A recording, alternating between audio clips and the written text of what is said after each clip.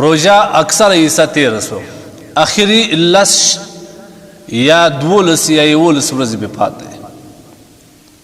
موږ باید مسلمانان د دې اخري لسیزې قدر وکړو. د دې موقع څخه موږ ډېره استفاده واخلو او دا د چانس او د استفادې لس ورځې دي. دا عمر زموږ دا تیریږي، په هر حالت کې تیریږي. دا په لهو ولعب، په خوب باندې، په پیسو باندې، په هر شي باندې تیریږي.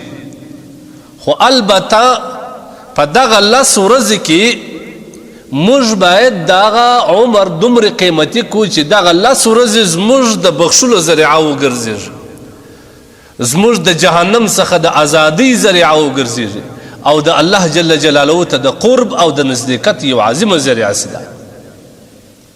ګورئ تیر کال څومره انسانان ژوندي وو، دا روژه راله، د روژې اخر لسیزه پر دې راله، مګر دوی نسته د خاورو لاندې دي. راتلونکي کال نه ده معلومه ما او تا دغه روژې ته الله ورسوي که نه. موږ په دغه مبارکه روژه کې شتون ولرو که نه ولرو، موږ د دغه مغفرت څخه بیا ګټه پورته کړو که نه پورته کړو، دا خو اوس یقیني ده، دا زموږ مخې ته ده. په دې باندې موږ هر څه کولی سو، الله ته ځان نږدې کولی سو، اعتکاف په دې کې کولی سو، د الله کور ته ځان په ننواتې اچولی سو او ورته راوستلی سو. او د الله سبحانه وتعالی په دغه اخره لسیزه کې کوم کسان چې د جهنم څخه ازادوي موږ پکې ځان داخلولی سو. شیطان او نفس همیشه زموږ دشمنان دي، موږ مخ ته نه هیله کوي، موږ دغه ته نه هیله کوي چې موږ الله خپل کو، موږ جنتو مستحق ځان جوړ کو، د آخرت کامیابی لاسته راوړو. شیطان همیشه زموږ سره په دې دشمني کوي. تاسو وګورئ د نبی کریم صلی الله علیه وسلم باره کې راځي، کان رسول الله صلی الله علیه وسلم اذا دخل العشر، کله چې به دغه اخره لسیزه را داخل سوله، نبی علیه الصلاة والسلام شد مئذره، کمربسته به سو. موږ په پښتو کې هم دا وایي ملا یې وتړل. عام طور چې سړی یو کار کوي وایي پلانکي و دې کار ته ملا تړلې ده. نبی علیه الصلاة والسلام به د لا زیات عبادت لپاره کمربسته سو. و احیا لیله، دغه اخر لسیزې به نبی علیه الصلاة والسلام په ویښه تېرولې، عبادت به کوئ، ذکر اذکار به کول، تلاوت به کوئ او نوافل به کول. دغه اخر لسیزه به نبی علیه الصلاة والسلام ټوله شپه نبی علیه الصلاة والسلام ویښ او ورسره سره و ایقظ اهله، نبی علیه الصلاة والسلام به د خپل کور فامیل هم کښېنوئ، هغوی ته به هم په دې عباداتو کې برخه ورکول. ما مخکې پر دې خبره وکړل چې زموږ زنانې خو زموږ سره ډېره وفا کوي، زموږ ډېر خدمتونه کوي.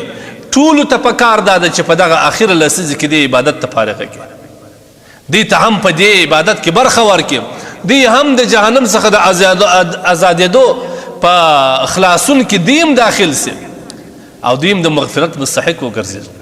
روایت کې راځي نبی علیه الصلاة والسلام کان یوقظ اهله، نبی علیه الصلاة والسلام آخر عشره کې به خاص کر د تاک په شپو کې به نبی علیه الصلاة والسلام خپل د کور فامیل هم د عبادت لپاره راکښېنوي. او بل روایت کې راځي کان یجتهد، نبی علیه الصلاة والسلام دومره کوشش کوي په دې اخر عشره کې ما لا یجتهد فی، چې د دې نه علاوه د دې اخر عشرې نه په بل وخت کې نبی علیه الصلاة والسلام دومره کوشش نه دی کړی. چې هغه نبي و، الله بشارت ورکړی دی چې ستا ټول ګناهونه الله معاف کړی. موږ چې ټول عمر مې په ګناه تیر کړی، هره لحظه زموږ په ګناه کې تیریږي او دومره بوجونه پر موږ باندې پراته دي د ګناه، دا موږ په دې اخره لسیزه کې په اسانۍ لرې کولی سو. یوه وشکه الله ته توی کړو، 4 رکاته 8 رکاته نفل وکړو، یوه سپاره تلاوت وکړو، الله سبحانه وتعالی به د دې په برکت باندې زموږ مغفرت کوي. نبی علیه الصلاة والسلام فرمایي څوک چې د روژې په اخره لسیزه کې په اخره لسیزه کې پر عبادت باندې ودرېدي، من قام لیلة القدر ایمانا واحتسابا غفر له ما تقدم من ذنبه، چې په د اخره لسیزه کې څوک د عبادت لپاره ودرېدي، الله سبحانه وتعالی به د ټول ګناهونه معافوي. دا چانس دی عزیزانو مسلمانانو چانس دی په دې کې باید موږ ډیر کوشش وکړو د ځان د مغفرت لپاره د جهنم څخه د ازادۍ لپاره د مسلمانانو چې کوم مشکلات او حالات اوس پر مسلمانانو روان دي الله ته د دې په باره کې د خدای تبارک وتعالی څخه خواست وکړو دا الله سبحانه وتعالی موږ ته یو موقع راکړې ده دا موقع ګور راتلونکي کال موږ ژوندي که نه یو دغه موقع څخه بیا راتلونکي کال موږ استفاده واخلو که نه واخلو په کار دا ټول 11 میاشتې او د روژې دا 10 ورځې هم تېرې شوې دا لسیزه پاته ده په دې کې موږ ډېر څه لاسته راوړلی سو په کار دا ده موږ په دې کې هر څه لاسته راوړو د الله د مغفرت مستحق ځان وګرځو د جهنم څخه د ازادي او په ازادېدو باندې ځان برخمن کو او دغه سعادت ترلاسه کو او د الله د رحمتو مستحق ځان وګرځو